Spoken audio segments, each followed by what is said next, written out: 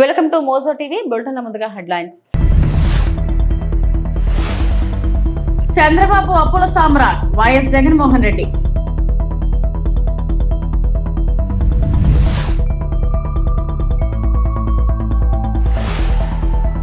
SBI బ్యాంకులో కన్నడ వివాదం.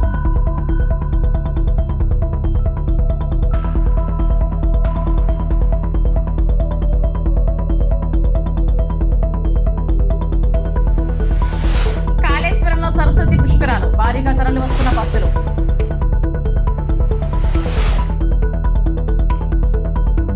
AP ముఖ్యమంత్రి నారా చంద్రబాబు నాయుడు మోసాలను వైఎస్ఆర్సీపీ అధినేత మాజీ CM YS Jaganmohan Reddy media సమావేశంలో ఎండగట్టారు. తాడేపల్లిలో వైఎస్ జగన్ కూటమి ఏడాది పాలనలో చంద్రబాబు సర్కార్ చేసిన అప్పులను లెక్కలతో సహా వివరించారు. ఈ 12 నెలల కాలంలోనే చంద్రబాబు రాష్ట్రాన్ని అతలాకుతలం చేశారు. ఈ ఏడాది కేంద్రంలో 13.76% పెరుగుదల కనిపిస్తే రాష్ట్ర రెవెన్యూ 3.8% మాత్రమే. చంద్రబాబు అప్పుల సామ్రాట్ మా 5 ఏళ్ల పాలనలో 3,32,671 లక్షల కోట్లు అప్పు చేస్తే బాబు 12 నెలల్లోనే 1,37,546 లక్షల కోట్లు అప్పు చేశారు. మేము 5 ఏళ్లలో చేసిన అప్పు చంద్రబాబు ఏడాదిలోనే చేశారు. అప్పులు తేవడంలోనూ చంద్రబాబు రాజ్యాంగాన్ని ఉల్లంఘిస్తున్నారు అని వైఎస్ జగన్ అన్నారు. ఇవన్నీ చంద్రబాబు నాయుడు గారు అని గజ దొంగల ముఠ జోబుల్లోకి పోతా ఉందన్న దానికి ఒక ప్రస్ఫుటమైన నిదర్శన ఈ డేటా. ఇదే మాదిరిగా ఇంకొక డేటా కూడా ఒకసారి గమనిస్తే చంద్రబాబు నాయుడు గారి హయాంలో అప్పులు ఎంత తీసుకొచ్చాడు, దీనికన్నా ముందు ఫిగర్ ముందు స్లైడ్. చంద్రబాబు నాయుడు గారి హయాంలో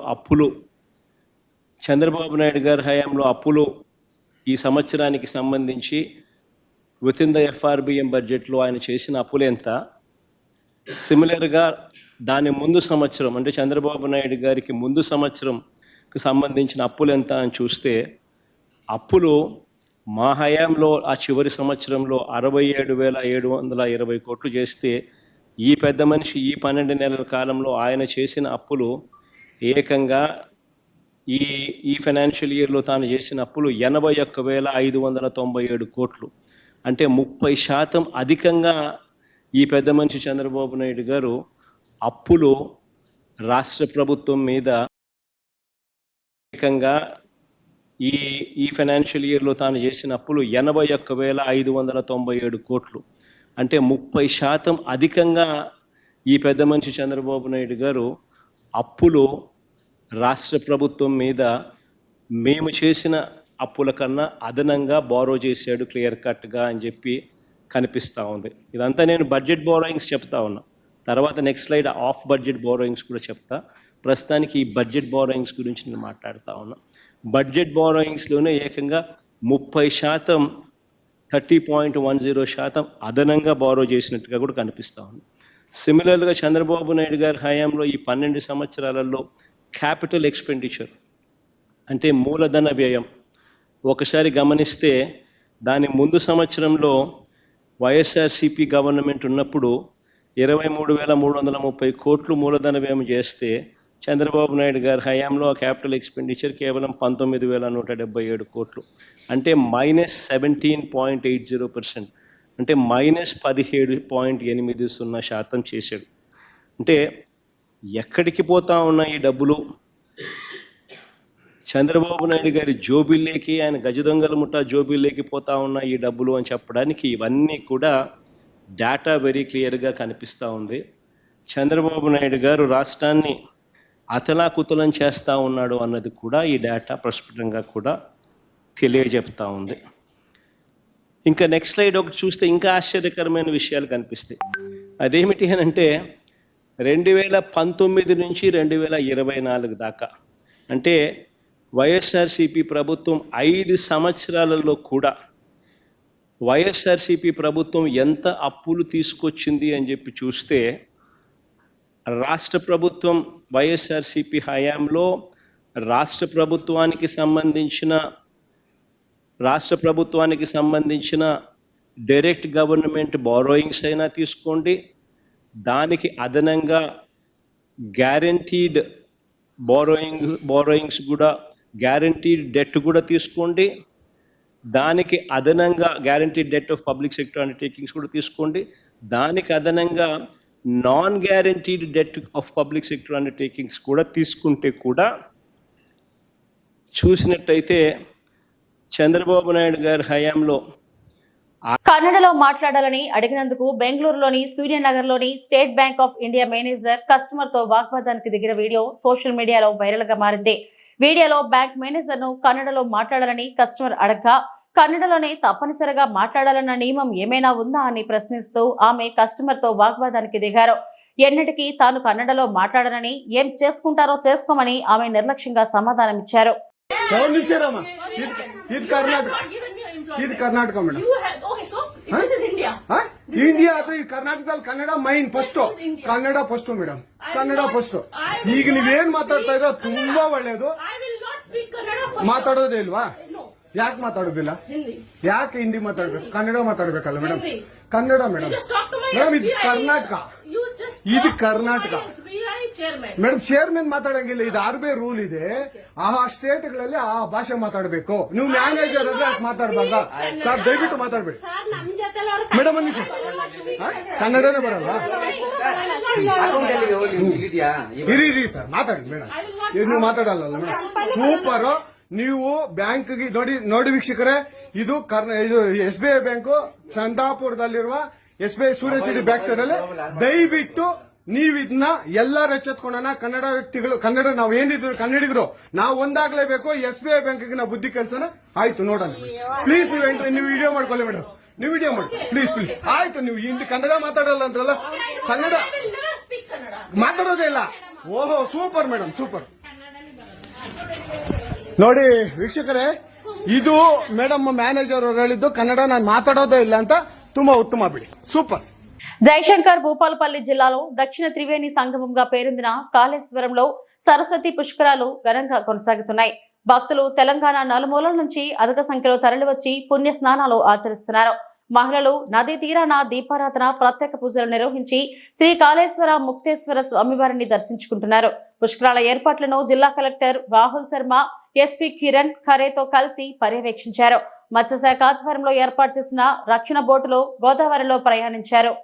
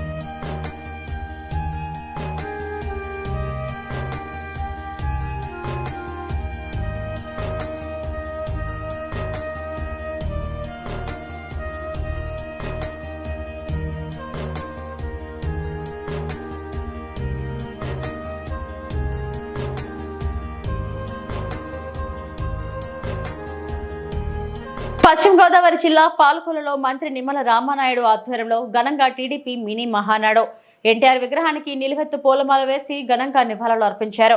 సంక్షేమం గురించి నేడు జగన్ మాట్లాడుతుంటే దెయ్యాలు వేదాలు వల్లించినట్లుగా ఉంటుందన్నారు. ఫేక్ బటన్, ఫేక్ సంక్షేమంతో జగన్ ఫేక్ ముఖ్యమంత్రిగా నిలిచిపోయాడు. జగన్ బటన్ నొక్కి ఒక్క చేత్తో 10 రూపాయలు ఇస్తే మరొక చేతిలో ప్రజల నుంచి 100 రూపాయలు లాక్కునేవాడు. రైతులకు ప్రధానమంత్రి కిసాన్ సొమ్ము బ్యాంకుల్లో జమ అయిన తర్వాత డబ్బులు వేస్తున్నామంటూ జగన్ మళ్లీ ఫేక్ బటన్ నొక్కి దగా మోసం చేశాడు. జగన్ 2019 ఎన్నికల్లో గెలిస్తే అమ్మఒడి పథకం ద్వారా 2 పిల్లలకు 30,000 రూపాయలు ఇస్తామని భారతిరెడ్డి పదే పదే చెప్పారు. అధికారంలోకి వచ్చాక ఒక పిల్లవాడికి 15,000 అంటూ జగన్ మాట మార్చి ఆ తర్వాత 14,000, 13,000కు కోత కోయడమే కాక ఒక సంవత్సరం అమ్మఒడి సొమ్ము ఎగ్గొట్టాడు. పెన్షన్ 3,000కు పెంచుతానని నమ్మించి 1,000 రూపాయలు పెంపునకు 5 ఏళ్లు పట్టింది. దివ్యాంగులకు జగన్ ₹1 పెన్షన్ కూడా పెంచలేదు. నాడు మద్యం నిషేధమని అధికారంలోకి వచ్చి ఆ మద్యంను వ్యాపారంగా మార్చుకున్నాడు వైఎస్ జగన్ అని ప్రతి సంవత్సరం కూడా ప్రధానమంత్రి గారు పిఎం కిసాన్ కింద ఆ వాయిదా 2,000 రూపాయలు రైతుల అకౌంట్లో పడిపోయినాయి. రైతుల అకౌంట్లో పడిపోయిన తర్వాత రోజు మళ్ళీ జగన్మోహన్ రెడ్డి గారు రైతుల అకౌంట్లోకి 2,000 పంపిస్తున్నానని బటన్ నొక్కుతాడు. అంటే ఎంత ఫేక్గా కాదా ఇది? ఆల్రెడీ అప్పటికే ఒక రోజు ముందుగానే నరేంద్ర మోడీ గారి దగ్గర నుంచి మనకి అకౌంట్లోకి డబ్బులు వచ్చేసాయి రైతులకి. అంటే వచ్చేసినటువంటి సొమ్ము కూడా ఈయన మళ్ళీ దానికి ఒక పేపర్లో పెద్ద అడ్వర్టైజ్మెంట్ వేసుకుని టీవీలో ఒక అడ్వర్టైజ్మెంట్ పెట్టుకుని ఒక ఫేక్ బటన్ నొక్కి మళ్ళీ మనల్ని మోసం దగా. అందుకే fake button, fake welfare, fake CM అన్నటువంటి పరిస్థితి జగన్మోహన్ రెడ్డిది. అదేవిధంగా ఆ రోజు మీ అందరికీ తెలుసు అమ్మఒడి మనందరం కూడా చూస్తాం. ఆ రోజు భారతీ రెడ్డి గారు వాడకి ప్రచారం చేస్తూ 2 బిడ్డలకి 2 15,000 30,000 రూపాయలు ఇస్తానని ఆ రోజు భారతీ రెడ్డి వాడకి ప్రచారం చేసింది. వీడియోస్ సహా అన్నిట్లోనూ పేపర్లో ఉన్నాయి, టీవీలో ఉన్నాయి, అన్నీ మనం చూస్తాం. కానీ అధికారంలోకి వచ్చాక మాట తప్పి మడమ తిప్పి 2 కాదని చెప్పి ఒకళ్ళకే ఇచ్చారు. పోనీ ఒకళ్ళకి ఇవ్వడం కూడా 15,000 అని చెప్పి మళ్ళీ దాన్ని మీ అందరికీ తెలుసు 14,000 చేశారు. తర్వాత మళ్ళీ 13,000 చేశాడు. లాస్ట్కి వచ్చేటి కొంతమందికి 7,000 రూపాయలు అందినటువంటి పరిస్థితి. ఇంకా ఎంత అన్యాయం అని అంటే 5 సంవత్సరాల్లో మళ్ళీ మీ అందరికీ కూడా 1 సంవత్సరం ఎగ్గొట్టేసినటువంటి పరిస్థితి. అంటే 1 సంవత్సరం మళ్ళీ ఎగ్గొట్టేశారు. మరి అటువంటి వ్యక్తి ఈరోజు మరి fake welfare, fake button, fake CM అనడంలో అతిశయోక్తి ఏమీ లేనిటువంటి పరిస్థితి అని చెప్పి కూడా ఈ సందర్భంగా మరి మీ అందరికి కూడా తెలియజేసుకుంటూ ఉన్నా. అదేవిధంగా మీ అందరికీ తెలుసు పెన్షన్ 3,000 రూపాయలు పింఛను పెంచుతానని చెప్పాడు ఆ రోజు. సరే 3,000 రూపాయలు పెంచుతాడని చూస్తే అప్పటికే 2,000 ఉంటే 1,000 రూపాయలు పెంచాలి. 1,000 రూపాయలు పెంచడానికి ఎంతకాలం పట్టింది ఆయనకి? 5 సంవత్సరాలు పట్టింది. 250 అంటే 1,000 రూపాయలు పెంచడానికి 5 సంవత్సరాలు పట్టింది.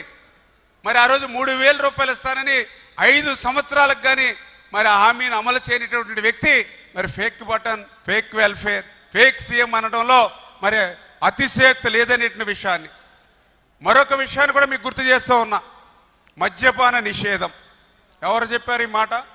ఆ రోజు జగన్మోహన్ రెడ్డి రేపు అధికారంలోకి వచ్చిన తర్వాత మద్యపాన నిషేధం అన్నాడు. మళ్ళీ మీటింగుల్లో కూడా చెప్పాడు మేము మద్యాన్ని నిషేధం చేసే ఓట్లు అడుగుతానని చెప్పాడు. మరి మొన్న 2024 ఎన్నికల ముందు మరి మద్యపానం నిషేధం చేసే ఓట్లు అడిగాడా మనల్ని? అంటే ఫేక్ అంటే అదే ఒక పెద్ద ఉదాహరణ అనే విషయాన్ని కూడా ఈ సందర్భంగా తెలియజేస్తూ ఉన్నా. మద్యపాన నిషేధం అటు మాట అటుంచి మద్యాన్ని కూడా ఒక ఆదాయంగా మార్చుకుని కల్తీ నాసిరకం ఏదైతే మరి తయారు చేసి, ఎందుకంటే ఆ యొక్క బ్రాందీ తయారు చేసేది అతనే, బ్రాందీ అమ్మే షాపులు కూడా ఆయన చేతిలోనే పెట్టుకున్నాడు. ఆ రకంగా మన జంగారెడ్డిగూడలో కూడా 27 మంది చనిపోయారు మన దగ్గర కూడా కల్తీ నాసిరకం తాగి. అటువంటి వ్యక్తి మరి ఈవేళ ఫేక్ సీఎం, ఫేక్ వెల్ఫేర్, మరి ఏదైతే ఫేక్ మరి బటన్ జగన్మోహన్ రెడ్డి కాదా అనే విషయాన్ని మరొక్కసారి సందర్భంగా గుర్తు చేసుకుంటూ, మరి అదేవిధంగా ఆ రోజు ఎన్నికల్లో కూడా చెప్పాడు వారం రోజుల్లోనే సిపిఎస్ రద్దు అన్నాడు. మరి దగ్గర కార్యకర్తలు పడుతున్న కష్టం చూసిన వ్యక్తిగా చెబుతున్నా రేపు ఇలా ఉండదు. జగన్ 2.0 ఇలా ఉండదు. ప్రతి విషయంలో వైఎస్ఆర్సీపీ కార్యకర్తే నెంబర్ 1 గా ఉంటాడు. నేడు ఎవరేం చేసినా పేరు రాసుకోండి. అన్యాయం చేసిన వాళ్లకు సినిమా మనం చూపిస్తాం అని వైఎస్ జగన్ వైఎస్ఆర్సీపీ అధ్యక్షులు పేర్కొన్నారు. మ్యానుఫ్యాక్చర్డ్ విట్నెస్లు అంటే ఒక నేరంతో ఒక మనిషికి సంబంధం ఉండదు, కానీ ఏకంగా వీళ్ళకి సంబంధించిన ఒక వ్యక్తిని క్రియేట్ చేస్తున్నారు. ఆయన చేత ఆయనను అప్రూవర్ అంటున్నారు, ఆయన చేత ఇష్టం వచ్చిన మాటలు మాట్లాడిస్తున్నారు, ఒక మ్యానుఫ్యాక్చర్డ్ ఎవిడెన్స్ క్రియేట్ చేయిస్తున్నారు. ఆ మనిషితో ఈ మనిషి పేరు చెప్పిస్తున్నారు, ఈ మనిషిని ఇలా అరెస్ట్ చేస్తూ ఉన్నారు. ఇంతవరకు ఎప్పుడు హిస్టరీలో ఇటువంటి కార్యక్రమాలు ఎప్పుడు జరగల. ఒక తప్పుడు సాంప్రదాయానికి పెద్ద మనిషి చంద్రబాబు నాయుడు గారు ఈరోజు బీజం వేస్తూ ఉన్నాడు. ప్రతి నియోజకవర్గంలో కూడా పాత కేసులు ఏమేమి ఉన్నాయని చెప్పి తవ్వుతున్నారు. ఆయన పాత కేసులలో ఇప్పుడు మన ఎమ్మెల్యే క్యాండిడేట్లను ఎలా ఇరికించాలి అని చెప్పి, ఆ కేసుల్లో ఎలా ఇరికించాలి అని చెప్పి ఇప్పుడు చూస్తూ ఉన్నారు. ఏ తప్పు జరగకపోయినా కూడా యాక్టివ్గా ఎవడైనా కార్పొరేటర్ ఉన్నా, ఎవడైనా ఎంపీటీసీ ఉన్నా, ఎవడైనా జెడ్పీటీసీ ఉన్నా, లేకపోతే ఎవరైనా లీడర్ ఉన్నా సరే విజిలెన్స్లో ఎలా ఇరికించాలా, తప్పుడు కేసు ఎలా పెట్టించాలా అనే సంస్కృతితోనే ఈరోజు పాలన సాగుతూ ఉంది. నేను ఒకటి చెప్తా ఉన్నా, ఈరోజు కష్టంలో ఉన్న వైఎస్ఆర్సీపీ అన్నదమ్ములు నేను ఈరోజు చూస్తూ ఉన్నా. నేను మీ అందరికీ ఒకటే చెప్తా ఉన్నా, మీ అన్నగా, మీ తమ్ముడిగా, మీ బిడ్డగా ఒకటి చెప్తా ఉన్నా. నెక్స్ట్ వచ్చే జగన్ 2.0లో పరిస్థితి ఈ మాదిరిగా ఉండదు. ఈరోజు ప్రతి కార్యకర్త కష్టాన్ని చూస్తూ ఉన్నా కాబట్టి చెప్తా ఉన్నా. ఇంతకుముందు మన హయాంలో మనం వచ్చే టయానికే కోవిడ్ మహమ్మారి మధ్యలో 2019 జూన్లో మనం ప్రమాణ స్వీకారం చేశాం. ఆ తర్వాత ఆ మార్చిలోనే ముగియక మునిపే, ఒక సంవత్సరం కూడా సరిగ్గా ముగియక మునిపే 2020 మార్చి వచ్చేసరికి వెంటనే కోవిడ్ వచ్చింది. ఆ తర్వాత 2 సంవత్సరాలు కోవిడ్తో మనం యుద్ధం చేయాల్సిన పరిస్థితుల మధ్య మన పాలన సాగింది. బహుశా కార్యకర్తలకు అనుకున్న మేరకు బహుశా నేను చేయలేకపోయి ఉండొచ్చు.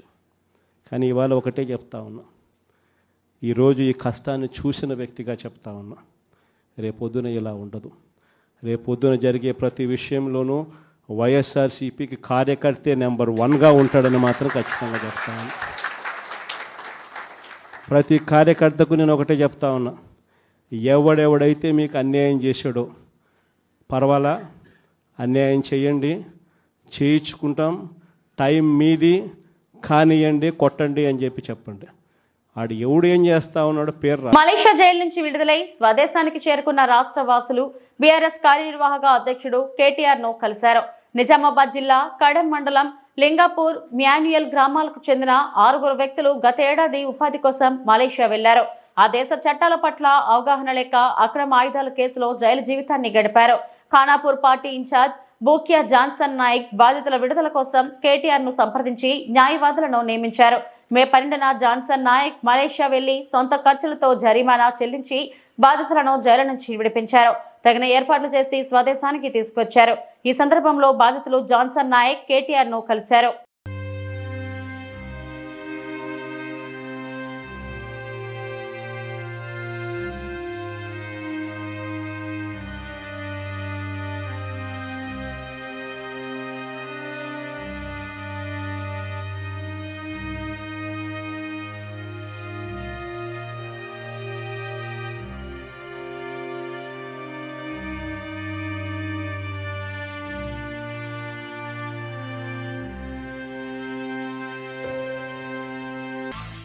ఎంత వచ్చేది, జీతం ఎంత వచ్చేది మరి? నెలకి 25,000. ఇంత ఉండు ఎక్కడ ఉండేది మరి? 12 ఫ్యాక్టరీలనే ఉంటుంది. 12 గంటల డ్యూటీ సార్. 12 గంటలు డ్యూటీ. 12 గంటలు పొద్దున 7 గంటలకు ఇట్లా ఉంటారు. భోజనం వాళ్ళే పెడతారా? లేదు సార్, మనం అనుకొని. కేసు ఎట్లా అయింది అసలు? ఇది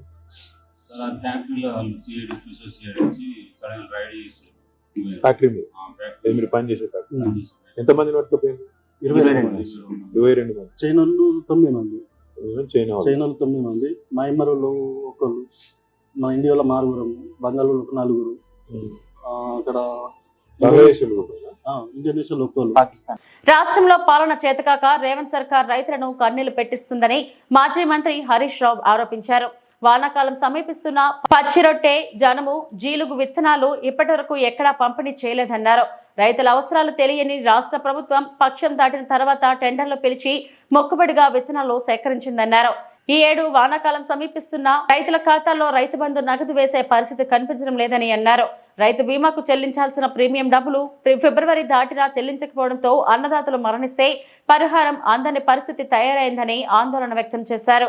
లిక్కర్ ధర పెంచుతా, విత్తనాలు ధర పెంచుతా, రిజిస్ట్రేషన్ల ధరలు పెంచుతా, పెంచుడు తప్ప పంచుడు తెలియదు నీకు. మీరు రైతు ప్రభుత్వం, ఏం రైతు ప్రభుత్వం? రైతు బంధు ఎగ్గొట్టుడు రైతు ప్రభుత్వమా?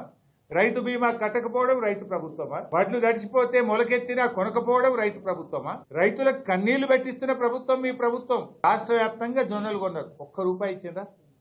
72 కోట్ల రూపాయలు రైతులకు రావాల్సింది ఉంది. ఇక ఉత్తమ్ కుమార్ రెడ్డి మాట్లాడుతూ 48 గంటల్లో పైసలు ఇస్తున్నాను. 48 రోజులు అయిపోయింది ఆయన ఒక్క రూపాయి ఇవ్వలేని ప్రభుత్వం ఏం చేస్తుందని నేను అడుగుతా ఉన్నా. ఇప్పటికైనా ప్రభుత్వం వెంటనే రివ్యూ చేసి రైతులకు సరిపడా జనుము జీలుగు విత్తనాలు తక్షణమే అన్ని మండలాలకు పంపించాలని చెప్పి మేము డిమాండ్ చేస్తా ఉన్నాం. పెంచిన ధరలు ఉపసంహరించుకొని గతంలో ఇచ్చిన విధంగా సబ్సిడీ అందించాలని చెప్పి విశాఖ స్టీల్ ప్లాంట్ ప్రైవేటీకరణకు వ్యతిరేకంగా ఏపీసీసీ అధ్యక్షురాలు వైఎస్ షర్మిల నిరవధిక నిరాహార దీక్ష చేపట్టారు. కూర్మన్పాలెం కూడలిలో ఉక్కు పరిరక్షణ పోరాట కమిటీ చేపట్టిన దీక్ష శిబిరాన్ని సందర్శించి గతంలో తాను ప్రకటించిన మాదిరిగా దీక్షకు దిగారు. ఈ సందర్భంగా మాట్లాడుతూ తొలగించిన 2000 మంది కాంట్రాక్ట్ కార్మికులను తక్షణం విధుల్లోకి తీసుకోవాలని ఆమె డిమాండ్ చేస్తున్నారు. తమ డిమాండ్లను ప్రభుత్వం ఒప్పుకునే వరకు వెనక్కి తగ్గే ప్రసక్తే లేదని తేల్చి చెప్పారు. కేంద్రం చెప్పే కల్లబోలి మాటలను ఎవరూ నమ్మే స్థితిలో లేరన్నారు. కార్మికులను మభ్యపెట్టి ప్లాంట్ ను ప్రైవేట్ పరం చేయాలని చూస్తున్నారని మండిపడ్డారు. అధికారంలోకి వచ్చాక స్టీల్ ప్లాంట్ కార్మికులకు అండగా నిలుస్తామన్న కూటమి నేతల మాటలు నీటి మూటలయ్యాయని ధ్వజమెత్తారు. ఉక్కును కాపాడుకోవడం కోసం ఎంతటి పోరాటానికైనా కాంగ్రెస్ సిద్ధంగా ఉంటుందని తెలిపారు. షర్మిల రాక దృష్ట్యా పోలీసులు పెద్ద సంఖ్యలో మోహరించారు. సేవ్ స్టీల్ ప్లాంట్ నినాదంతో నిరసన దీక్ష శిబిరం హోరెత్తింది. కార్యక్రమంలో పోరాట కమిటీ ప్రతినిధులు పాల్గొన్నారు. విశాఖపట్నం స్టీల్ కి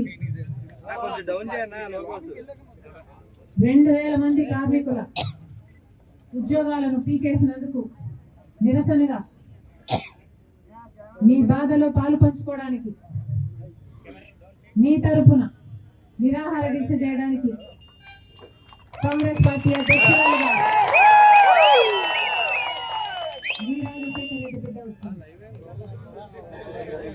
ఈరోజు రాజీవ్ గాంధీ గారి వర్ధంతి.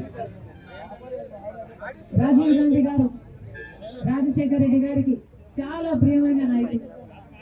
అంత గొప్ప నాయకుడికి మనస్ఫూర్తిగా నివాళులు అర్పిస్తూ ఇక్కడ మీకోసం వచ్చిన నాకు, చేరి వచ్చిన ప్రతి అన్నకు, ప్రతి తమ్మునికి, ప్రతి అక్కకు, ప్రతి చెల్లి ఈ రాజశేఖర రెడ్డి బిడ్డ శిరస్సు వంచి చేతులు జోడించి మనస్ఫూర్తిగా నమస్కరించుకుంటాను.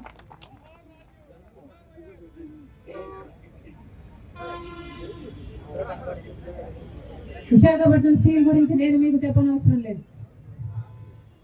ఇది కాంగ్రెస్ పార్టీ నిర్మించిన ప్రాజెక్ట్. కష్టాలు వస్తే కాంగ్రెస్ పార్టీ ఆదుకుంది. రాజశేఖర రెడ్డి గారు ముఖ్యమంత్రిగా ఉన్న రోజుల్లో కూడా 2000 కోట్ల రూపాయలు నష్టం వచ్చిందని ఆ రోజు కాంగ్రెస్ పార్టీ ఆదుకుంది. 3 మిలియన్ టన్ల ఉత్పత్తి నుంచి దాదాపు 7 మిలియన్ టన్ల ఉత్పత్తికి తీసుకువెళ్ళింది కాంగ్రెస్ పార్టీ.